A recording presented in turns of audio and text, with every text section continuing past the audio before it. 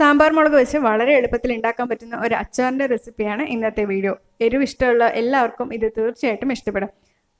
ദോശ, ഇഡ്ഡലി, ചോറിൻ്റെയും കൂടി നമുക്കിത് സെർവ് ചെയ്യാം.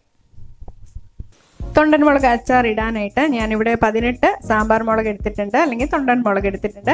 ഇതിൻ്റെ ഞെട്ട് കളഞ്ഞ ശേഷം റൗണ്ടായിട്ട് അരിഞ്ഞെടുക്കുക.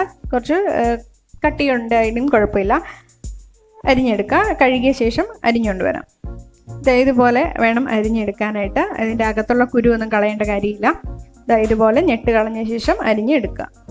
ഞാനിവിടെ 18 എടുത്തിട്ടുള്ളത്. ഇനി അച്ചാറിടാനായിട്ട് തുടങ്ങാം. അതിനു മുന്നേ പുളി നമുക്ക് വെള്ളത്തിലിട്ട് വെക്കണം. ഞാൻ നാടൻ പുളിയാണ് എടുത്തിട്ടുള്ളത്. ഒരു നാരങ്ങ, വലിയ നാരങ്ങയുടെ വലിപ്പമുള്ള ഒരു നാടൻ പുളി എടുക്കാം. അതിൽ വേഗം കുതിർന്ന് കിട്ടാനായിട്ട് ചൂടുവെള്ളം ഒഴിച്ച് ഒരു 10 മിനിറ്റ് മാറ്റി വയ്ക്കാം. അല്ലെങ്കിൽ നിങ്ങൾ പച്ചവെള്ളമാണ് ഒഴിക്കുന്നതെങ്കിൽ ഒരു അരമണിക്കൂറോളം പുളി കുതിർത്ത് വെക്കാം. അച്ചാർ ഉണ്ടാക്കാനായിട്ട് നല്ലെണ്ണയാണ് ഇവിടെ ഉപയോഗിക്കുന്നത്. അതുകൊണ്ട് ഒരു ചീനച്ചട്ടി ചൂടാക്കിയ ശേഷം അതിലോട്ട് 3 ടേബിൾ സ്പൂൺ നല്ലെണ്ണ ഒഴിച്ചു കൊടുക്കാം. എണ്ണ നല്ലപോലെ ചൂടായ ശേഷം ഇതിലോട്ട് 1/2 ടീസ്പൂൺ കടുക് ചേർത്ത് കൊടുക്കാം. കടുക് പൊട്ടുമ്പോൾ ഒരു വറ്റൽമുളക് 2 കീറി ചേർത്ത് കൊടുക്കാം. ഇനി ഇതിലോട്ട് ഒരു 5-6 കറിവേപ്പില അരിഞ്ഞ് ചേർത്ത് കൊടുക്കാം. കറിവേപ്പിലയൊക്കെ നല്ലപോലെ മൂത്ത് കഴിഞ്ഞാൽ ഇതിലോട്ട് അരിഞ്ഞു വെച്ച തൊണ്ടൻ മുളക് ചേർത്ത് കൊടുക്കാം. ഇനി മുളക് എണ്ണയിലിട്ട് നല്ലപോലെ ഒന്ന് വഴറ്റിയെടുക്കണം. ഒന്ന് വാടി കഴിഞ്ഞ ശേഷമാണ് പുളിവെള്ളം ഒഴിച്ച് കൊടുക്കേണ്ടത്. അപ്പോൾ ഒരു 5 മിനിറ്റ് മീഡിയം തീയിലിട്ട് മുളക് ഒന്ന് വഴറ്റി കൊടുക്കാം. ഒരു 5 മിനിറ്റ് കഴിഞ്ഞിട്ടുണ്ട്. ഇപ്പം നല്ലപോലെ ഒന്ന് വാടിയിട്ടുണ്ട് മുളക്. ഇനി ഇതിലോട്ട് 1/2 കപ്പ് പുളിവെള്ളം ചേർത്ത് കൊടുക്കാം.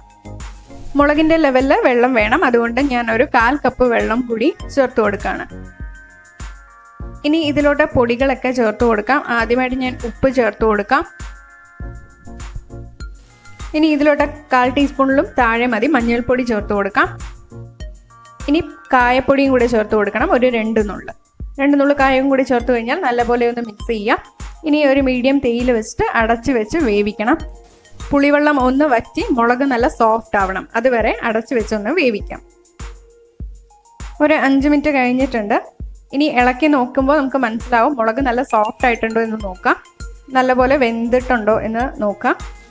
വെന്ത് കഴിഞ്ഞാൽ ഒരു ഗ്ലാസ്സിൽ 1 ടീസ്പൂൺ അരിപ്പൊടി ചേർത്ത് കൊടുക്കുക. അതിൽ 1/4 കപ്പ് വെള്ളവും ചേർത്ത് നല്ലപോലെ കട്ടകളില്ലാതെ ഒന്ന് ഇളക്കി കൊടുക്കാം.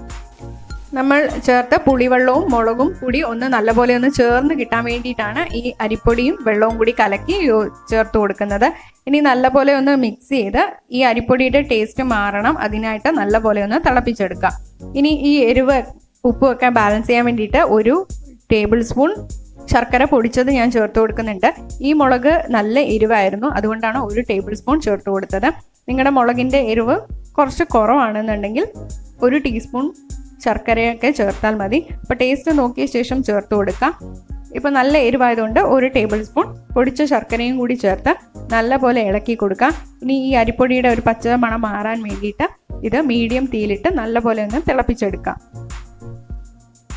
ഇനി ടേസ്റ്റ് നോക്കാം. ഉപ്പോ ആവശ്യമെങ്കിൽ ഉപ്പ് ചേർത്ത് കൊടുക്കാം.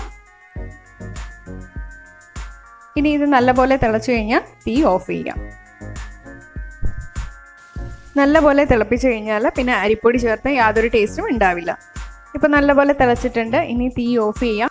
ചൂട് മാറിയ ശേഷം ഒരു ഗ്ലാസ് ബോട്ടിലിട്ട് അടച്ച് ഫ്രിഡ്ജിൽ ഒരു 3-4 ദിവസം വരെ സൂക്ഷിക്കാം. ഇൻഗ്രീഡിയൻസും ടിപ്സും ഡിസ്ക്രിപ്ഷൻ ബോക്സിലും കൊടുത്തിട്ടുണ്ട്. താങ്ക്